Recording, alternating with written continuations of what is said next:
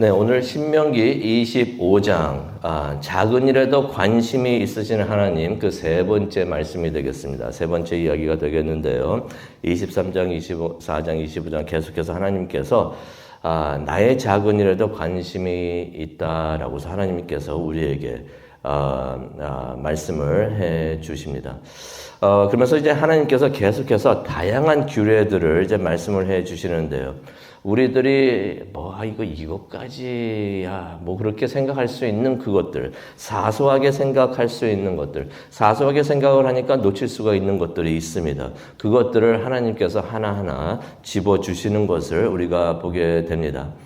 메시지는 이것이죠. 이것들도 다 중요하다라고서 하나님께서 말씀을 해 주시는 것입니다. 하나님께서 하나님에게 중요하다는 것이에요. 그래서 하나님께서 그걸 다 보고 계신다는 얘기입니다. 하나님에게 중요하니 우리에게도 중요한 줄로 믿습니다. 그래서 우리가 그것을 그냥 간과하지 말고 그냥 넘어가지 않고 그것을 깊게 생각하고 고민하는 우리 모두가 되었으면 좋겠습니다. 신명기 25장은 존중에 관한 이야기가 되는 것을 우리가 볼 수가 있는데요. 몇 가지 우리가 존중해야 되는 사람들과 또 이렇게 그러한 것들이 있는 것을 우리가 봅니다. 몇 가지 한번 보고 또 우리가 또 그것을 위해서 기도하는 우리 시간 되기를 원합니다. 첫 번째로는요, 다른 사람을 존중하라라고 말씀을 하십니다. 다른 사람들을 존중하라. 누구까지 존중을 해야 될까요? 다른 사람을 존중하는 것은 우리가 다 아는 이야기인데 누구까지 존중을 해야 되는가? 한번 생각해 보기를 원합니다. 1절부터 3절을 보게 되니까 죄 지은 사람까지도 존중하라 라고 말씀을 하십니다. 사람들 사이에 논쟁이 있을 때 그 문제를 1절을 보게 되면 재판관들에게 가져다가 그 문제를 해결하라고 하십니다. 목적은 그렇죠. 공정한 재판과 형벌을 위해서 그렇게 하라고 말씀을 하시는 것입니다. 다시 말해서 죄 없는 사람들은 풀어주고 죄 없는 사람들 붙잡고 있고 막 그러고 있으면 얼마나 억울하겠어요. 그것처럼 억울한 일이 없습니다. 죄가 없는데 죄 있다고 하니까 얼마나 억울하겠습니까? 죄 없는 사람들은 풀어주고 또 1절에 나오죠. 죄 있는 사람들은 마땅한 벌을 주기 위해서 재판관들에게 가져가서 문제를 해결하라. 공정한 재판을 받게 하라라고 말씀을 하십니다. 그렇다면은 무엇이 마땅한 형벌일까? 마땅한 벌이라고 말씀하셨는데 무엇이 마땅한 벌일까? 한번 보면요. 2절을 보게 되니까 재판관 앞에서 죄에 알맞은 만큼 매질을 하는 것이라고 말씀을 하십니다. 그러면서 뭐라고 말씀을 하시냐면 3절에 보니까 40대는 넘지 말아라. 40대는 치지 말아라 라고 말씀을 하십니다. 사람이 40대 맞으면 위험하게 돼요. 위험하게 되는데 그래가지고 신약에도 보게 되면은 유대인들은 39대까지만 때렸어요. 40대 칠 수 있는 그런 실수를 할 수가 있어가지고 39대까지 쳤다. 그래서 어떤 사람들은 그렇게 생각하는 사람들이 있어요. 예수님께서 십자가 고난을 받으실 때 39대까지 맞으셨겠구나. 그거는 유대인들의 법입니다. 로마 사람들은 그런 법이 없어요. 그래서 근데 예수님을 친 사람이 유대인들일까요? 아니면 로마 사람들일까요? 로마 사람들이잖아요. 그러니까 39대만 맞은 게 아닙니다. 더 심하게 예수님께서 맞으시고 매질을 당하시고 맺으시고 채찍질을 맞으시고 그 다음에 십자가에 들어가서 죽으셨던 것입니다. 그런데 그렇게 40대는 넘기지 말아라라고 말씀을 하신 이유가 있습니다. 3절에 나오죠. 형제를 경히 여기지 않도록. 이게 사람이 40대 정도 맞으면은, 그렇게 이상 맞으면은 이게, 목숨도 위험하지만은 이게 무척이나 굴욕적입니다. 수치스럽습니다. 그렇게 매질을 하면서 그 맞는 사람을, 그 사람이 아무리 죄인이라고 하더라도 함부로 생각할까봐. 그렇게 하지 말라라고 말씀을 하시는 것입니다. 그러면서 뭐라고 말씀하십니까? 형제를 경히 여기지 않도록 했잖아요. 죄인이라도 형제라는 것이에요. 죄인이라도 형제로 여겨라. 또 죄인이라도 모욕을 주지 말고 비하하지 말아라라고 말씀을 해 주시는 것입니다. 포인트는 그것이죠. 죄인이라도 인간의 존엄성을 지켜주어야 한다라고서 하나님께서 말씀을 해 주시는 것입니다. 혹시 우리는 이것을 놓치지 않았는가 한번 생각을 해봅니다. 죄인이기 때문에 함부로 생각하고 함부로 말한 적은 없는가 우리가 한번 생각을 해봅니다. 그렇다면 또 다른 사람을 존중하라고 했는데 누구까지 존중을 해야 되는가? 미운 사람도 존중하라 라고 하나님께서 말씀을 해주시는데요. 11절과 12절에 나오는 내용이 되겠습니다. 두 사람이 싸우는데 그 가운데 한 남자의 아내가 그 장면을 보게 됩니다. 근데 남편이 막 맞고 있어요. 그러면 그 아내의 눈이 막 돌아가겠죠. 이거 내 남편이 막 싸우고 있는데 맞고 있네. 그렇다면 무슨 수를 써더라도 남편을 보호하고 싶은 마음이 있을 것입니다. 그런데 하나님께서는 뭐라고 말씀하시냐면 아무리 그래도 그런 순간에도 이성을 잃지 말아라 라고 말씀을 하십니다. 11절을 보니까 만약 그녀가 상대 남자를 막 공격을 하면서 그의 중요한 부분을 붙잡거나 상하게 한다면 그 여인을 엄하게 대해라 라고 말씀을 하십니다. 어느 정도까지 말씀하시냐면 12절에 보니까 그녀를 불쌍히도 여기지 말아라 라고 말씀을 하십니다. 상대방이 남편을 치고 있으니까 그 상대방이 그렇게 믿게 보이겠지만은 그런 상황에서도 상대방을 존중하라 라고서 하나님께서 말씀하시는 것입니다. 상대방에게 남편을 보호하더라도 상대방에게 모욕을 주는 일을 하지 말아라 라고 하나님께서 말씀을 하시는 것입니다. 다른 사람을 존중하라. 또 무엇을 존중해야 될까요? 4절을 보게 되니까 동물도 존중하고 배려하라라는 말씀을 하십니다. 4절을 보게 되니까 곡식 떠는 소에게 망을 씌우지 말라라는 말이 나옵니다. 곡식을 떠는 소에게 망을 씌우지 말라. 이게 무슨 말이냐면요. 소가 이제 추수를 하기 위해서 이제 곡식을 떨려고 이제 곡식을 밟고 있습니다. 그러고 있는 소에게 재갈을 물리지 말라는 것이에요. 가만히 그 장면을 생각해 보시면은 이해가 됩니다. 추수를 하고 있으니까 요즘은 뭐 기계 갖고 다 하고 있지만 옛날에는 소가 그냥 그것을 밟아가지고 으깨가지고 그렇게 곡식을 떨었던 것입니다. 그런데 그렇게 하고 있으니 주변에 얼마나 많은 곡식들이 그냥 막 떨어져 있겠습니까? 아마 곡식들이 그냥 막 깔려 있을 거예요. 그걸 막 밟고 있어, 막 다니면서 밟고 있으니까 얼마나 많이 있겠습니까? 그런데 그런 소에게 재갈을 물린다면 이 소가 그 곡식을 먹고 싶어도 먹지 못하는 상황이 된다는 것입니다. 얼마나 답답하고 짜증이 날까요? 동물이 말을 못해서 그렇지 얼마나 동물이라고 그런 마음이 없겠습니까? 맛있는 음식을 이제 바로 앞에다가 그냥 딱 갖다 줘가지고 막 너무나 맛있어 보이고 냄새도 너무나 좋아요. 너무나 배고프고 먹고 싶은데 못 먹게 딱 막으면은 얼마나 짜증이 날까. 하나님께서 동물이라고 그렇게 함부로 대하지 말아라 라고 하나님께서 말씀을 하시는 것입니다. 그것도 학대가 되죠. 동물을 학대하지 말라라고 말씀을 해 주십니다. 특히 동물이 주인을 위해서 일하고 있는데 동물도 일한 만큼 먹는 권리가 있다는 것을 하나님께서 말씀을 해 주시는 것입니다. 동물에 대한 배려의 말씀이 되는 것입니다. 우리가 솔직히 성경 공부를 통해서 창세기를 봤지만은 이 모든 세상을 다스려라, 동물도 다스리고 다스려라 하는 것은 이렇게 무슨 군주가 되어가지고 네 맘대로 해라라고 하나님께서 말씀하신 게 아니라 이 자연과 동물들을 잘 챙기라고 보살피라고 하나님께서 해 주신 말씀입니다. 천지 창조 때도 그 말씀하셨는데 여기 와서도 또 계속 말씀을 해 주시고 지금도 우리에게 그 메시지를 주시는 줄로 믿습니다. 그리고 가족을 존중하라고 말씀하십니다. 5절에서 10절까지의 내용이 되겠는데요. 5절에서 10절까지의 내용은 우리에게는 좀 약간 놀라운 내용이 되겠는데 어떤 내용이냐면은 형이 죽으면은 동생이 형수를 아내로 맞이하는 풍습에 대한 말씀이 됩니다. 오늘날에는 이거 뭐 우리가 생각지도 못할 일이 되겠는데요. 당시에는 여러모로 이게 무척이나 중요했던 일이 됩니다. 대를 이어가고 또 유산을 받는 일이 되었던 것이에요. 그래서 이것이 무척이나 센스를 받고 예민하고 민감했던 그러한 이슈가 됩니다. 내용은 이럽니다. 5절에 나오죠.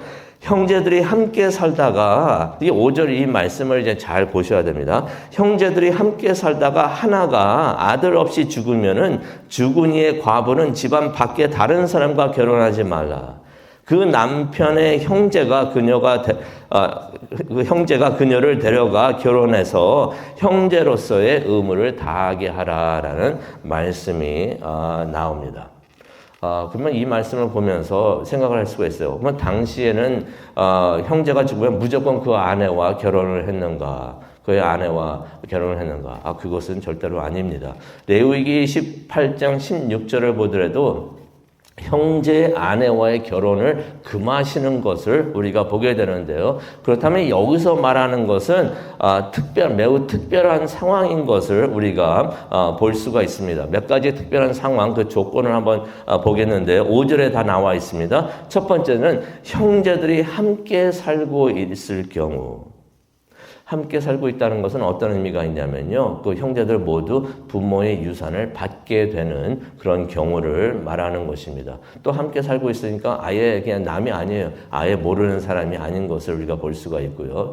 두 번째로는 5절에 나오죠. 죽은 형제에게 아들이 없을 경우.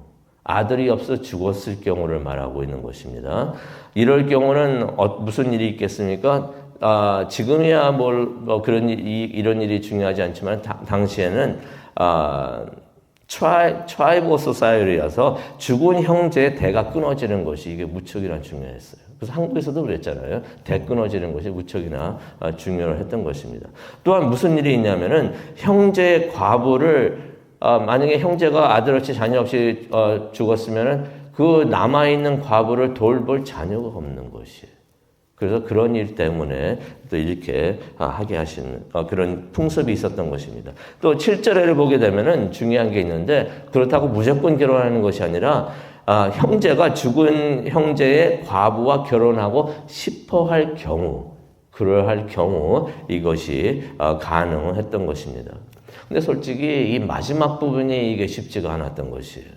이게 마지막 부분이 왜 쉽지 않았냐면은 그런 일을 통해 가지고 형제의 과부가 아들을 얻게 되면은 어떤 일이 생기게 됩니까? 가만히 생각을 해보세요.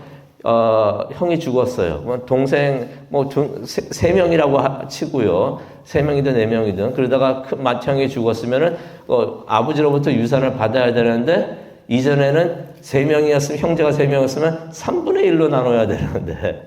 그리고 장자가 있었으면 장자는 2배를 받거든요. 그렇게 되는데, 형제가 그 큰 명이 죽었으니까 나머지를 2명만 나누면 되잖아요. 유산이 더 커지는데, 갑자기 형의 자녀가 아들이 생기면은, 또 다시 자기에게 돌아올 수 있는 그 몫이 작아지는 일이 된다는 것입니다. 그래가지고 이런 일이 있을 때 이게 참 무척이나 이게 예민한 문제가 되었던 것입니다. 그래가지고 기억하시죠? 룻기 4장에 보게 되면은 이런 일을 거부하는 것을 우리가 성경을 통해서도 봅니다. 근데 만약 형제가 결혼하고 싶지 않다고 하면서 거부를 한다면은 8절에 나옵니다. 그 과부는 9절에도 나오죠. 그 과부는 어떻게 할 수 있는가? 9절에 나옵니다. 장로들이 보는 앞에서 그 형제의 신발 한 짝을 벗기고 얼굴에 침을 뱉어라. 가족을 중요하지 여기지 않고 오히려 돈에 관심이 있기 때문에 그런 사람에게 이렇게 하라라고 말씀을 하시는 것입니다. 포인트는 이것이죠. 가족의 중요성을 강조를 하는 것입니다. 가족을 존중하라고 말씀을 해 주시는 것입니다. 그리고 그 다음에 이제 정직함을 존중하라라고서 말씀을 해 주시는데요. 13절과 16절의 말씀이 되겠습니다. 13절에 보니까 가방에 다른 저울추를 넣지 말라라고 말씀하십니다. 또 집에는 다른 되를 두지 말라라고서 말씀을 하시는데 포인트는 이것입니다. 거짓된 저울과 추를 사용하지 말라고 말씀하시는 것이에요. 어떤 내용이 되겠냐면요. 사업을 하든가 하면 상거래를 하면서 거짓으로 이익을 보려고 하지 말라라고서 말씀을 하시는 것입니다. 그런데 그런 생각이 들 수가 있어요. 너무 정직하게 사업을 하면은 이거 손해보는데요. 그러면 하나님 장사 못합니다. 라고서 생각을 할 수가 있습니다. 그런데 15절에 하나님께서 이런 말씀하십니다. 네가 그렇게 정직하게 하면은 네 하나님 여호와께서 내게 주시는 땅에서 네 날이 길리라. 무슨 말씀을 하고 계시는 것입니까? 하나님께서 정직한 자의 사업을 챙겨 주신다는 것입니다. 그만큼 큰 복이 또 없을 줄로 믿습니다. 하나님께서 직접 챙겨주시고 하나님께서 그의 사업과 하는 일을 그런 일에 복을 주신다는 것입니다. 그리고 17절과 19절의 마지막 말씀이 되겠는데요. 하나님을 존중하라라고 말씀하십니다. 아말렉이 나오는데요. 이 아말렉 사람들이 무슨 일을 했냐면은 출애굽 후에 이스라엘의 약한 자들과 병든 자들, 솔직히 출애굽한 다음에 첫 번째로 싸우게 됐어요. 됐는데 이들이 이스라엘을 공격을 하는데 악한 자들과 병든 자들, 어리거나 나이 든 자들을 공격했던 것을 우리가 보게 됩니다. 그래서 18절 그 내용이 잠시 나오죠. 아말렉이 하나님의 사람들을 공격을 했던 것이에요. 이것은 어떤 마음에서 했는가? 하나님을 18절에 그 말씀이 나옵니다. 하나님을 두려워하지 않아서 하나님의 사람을 공격을 했던 것은 하나님을 공격한 것과 같다라는 내용이 암시되어 있는 것입니다. 그래서 하나님께서 그 후 그들을 완전히 멸망하게 하시는데요. 다윗과 히스기야를 통해서 그들을 이 세상에서 완전히 멸하시는 것을 우리가 보게 됩니다. 메시지는 이거죠. 하나님을 경외하라. 하나님을 두려워하고 하나님을 존중하는 마음을 우리가 가져야 되는 줄로 믿습니다. 오늘 이 말씀을 기억하면서 기도하는 시간을 갖기를 원하는데요. 오늘 이 말씀 신명기 25장에 있는 말씀들은 하나님의 사람으로서 우리가 어떻게 공정하고 배려심 있는 삶을 살아가야 하는지 하나님께서 알려주시는 것을 우리가 보게 됩니다. 혹시 우리가 놓치고 있었던 부분은 없는지, 우리가 하나님을 사랑하고 이웃을 사랑하고 세상을 사랑하고 하나님의 말씀을 삶으로 살아간다고 하고 있는데 우리가 혹시 큰 일들만 생각하고 있었는지는 아는지, 이것까지 하나님께서 그러실까 하면서 그냥 넘어간 것들은 없었는지 우리가 한번 살펴보기를 원합니다. 내가 사소하게 생각하고 간구하는 작은 일에도 하나님은 관심 있게 보고 계신다는 것입니다. 하나님이 보고 계시는 것 우리도 보면서, 하나님이 마음 아파하시는 것 우리도 마음 아파하면서 하나님을 따라가는 하나님의 사람들 되시기를 간절히 축원합니다. 기도하시겠습니다. 하나님, 지난 신명기 23장, 24장, 25장을 보면서 많은 깨달음이 있습니다. 하나님을 사랑하고 이웃을 사랑하고 세상을 사랑하고 하나님의 일에 충성을 한다 하면서 큰 일에 충성하는 것을 많이 생각을 했는데, 하나님은 우리가 생각하기에 작은 것들, 사소한 것들까지도 하나님은 다 보고 계신다는 것을 우리가 다시 한번 깨닫게 해주신 정말로 감사합니다. 하나님, 우리의 눈이 하나님이 보시는 것에 함께하게 하여 주시옵소서. 우리의 마음이 하나님의 생각하는 그것들과 함께하게 하여 주시옵소서. 그래서 하나님이 보시고 또 하나님의 마음 아파하시는 것들 우리가 함께 보면서 하나님과 함께 할 수 있는 우리 모두가 되게 하여 주시옵소서. 그것을 위해서 기도하기를 원합니다. 하나님, 성령님께서 함께 하여 주셔서 우리의 마음의 눈을 열어주시고 귀를 열어주셔서 하나님의 눈과 귀를 우리가 듣고 볼 수 있도록 하나님 축복하여 주시옵소서. 감사합니다.